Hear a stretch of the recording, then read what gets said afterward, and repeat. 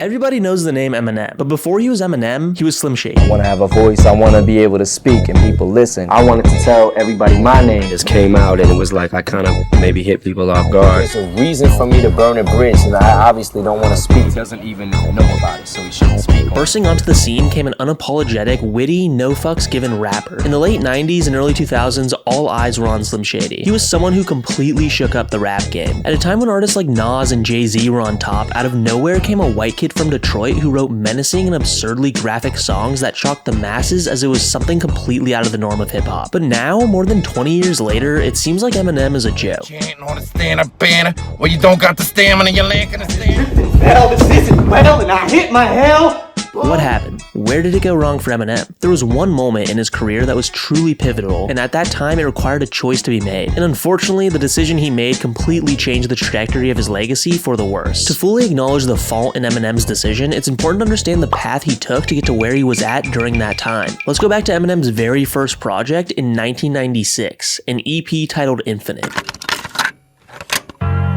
A year prior to Infinite's release, M had his daughter Haley, and since then had been working 60-hour shifts as a cook and a dishwasher at a local restaurant to support her and his girlfriend Kim. He released Infinite on November 12, 1996. The material took inspiration from rappers like Nas, where M delivered lyrical raps over chill instrumentals with the hopes of catching some radio play. Well, it didn't.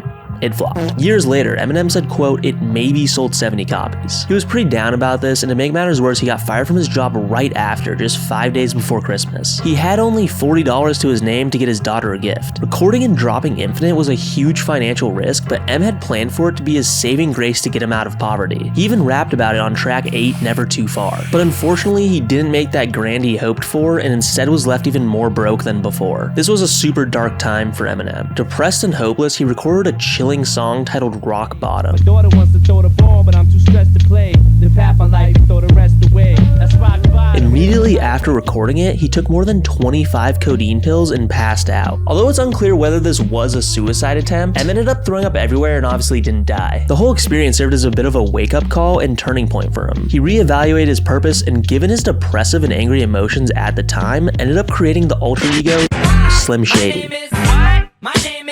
With Slim Shady created, he dropped the Slim Shady EP a year after Infinite. The EP had just 7 tracks on it, and like Infinite, demonstrated Eminem's impressive rhyme schemes, but the lyrics couldn't be any different. Take the song Just Don't Give a Fuck, for example. Eminem was the old initial, extortion, snorting, supporting abortion, pathological liar, blowing shit out of proportion.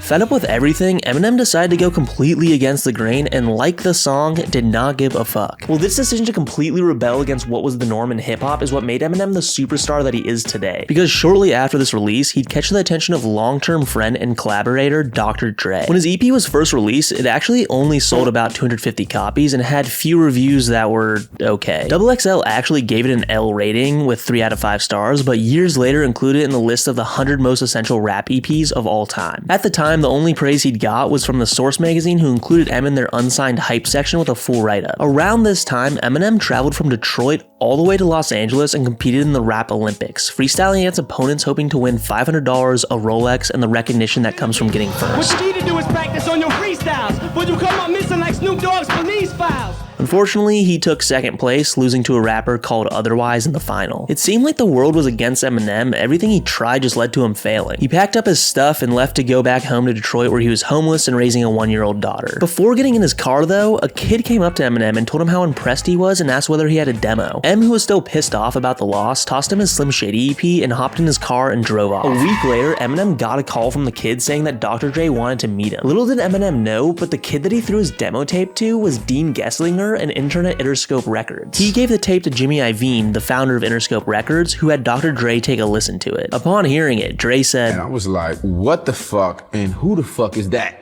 Rewind that, play that again. Reflecting on this moment, Dre said, "In my entire career in the music industry, I have never found anything from a demo tape or CD. When Jimmy played this, I said, find him now." Eminem and Dre then got in the studio together and created magic. 3 seconds went by and he just went, "Hi, my name is, my name is, yo, stop.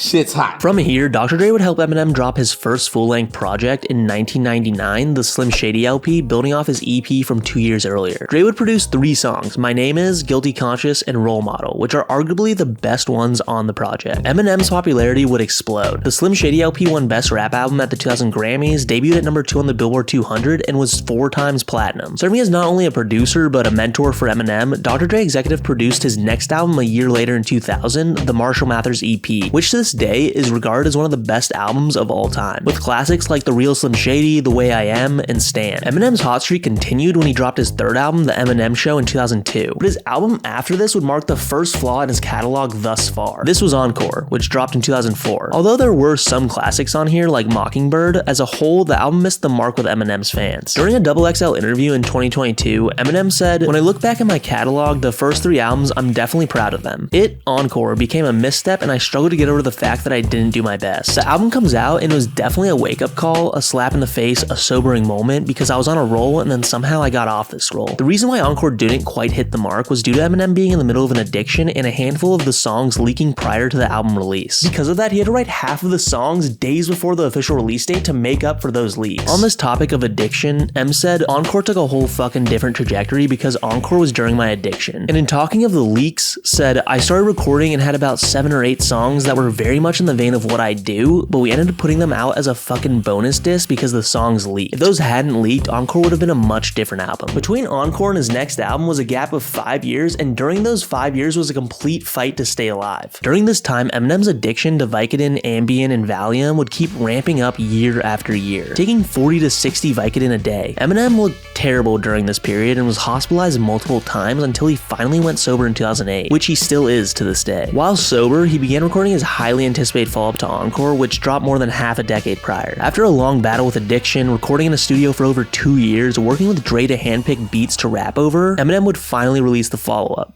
titled Relapse. So crack a bottle, let your body waddle, don't act like The immediate reaction was bad. Fans didn't expect what they got. The album was dark, even darker than his Slim Shady days, with Eminem playing out a murderer persona and diving into themes around his addiction. He made songs that were reminiscent of when he first came onto the scene. On songs like Insane, Eminem said the goal was to make a song that would disgust the listeners and make them puke. While recording Relapse, Eminem had such a clear head from his sobriety that he recorded over 60 songs. He told fans prior to release he planned to drop Relapse 2 soon afterwards. However, given the negative reaction, Eminem instead scrapped Relapse 2 entirely and decided to go in a totally different direction. This was the turning point in Eminem's career. Just how his career trajectory changed back in '96 when that Interscope intern got his EP in front of Dre, Eminem's decision to completely reject Relapse and instead go with a different sound to please everyone with his next album, Recovery, would taint Eminem's career from then on. For Recovery, Eminem left out Dr. Dre, not having him produce any track. He also went for a more mainstream commercial appeal with singles like Love the Way You Lie, Not Afraid, and No Love. Tracking Eminem's career from Relapse to Recovery, it seemed like on Relapse he dropped something that was completely him. Dark comedic lyrics, punchy Dre beats, and clever wordplay. But the masses rejected it, so Eminem in response rejected it too. Then to appease the masses, he dropped Recovery, where he would even rap on Not Afraid. Let's be honest, at last Relapse CD was aired, perhaps. In fact, one of Eminem's biggest fans, Tyler the Creator, sums up Eminem's decision perfectly in this clip. Favorite rapper really inspired me. I don't like his new stuff. He put out this album called Relapse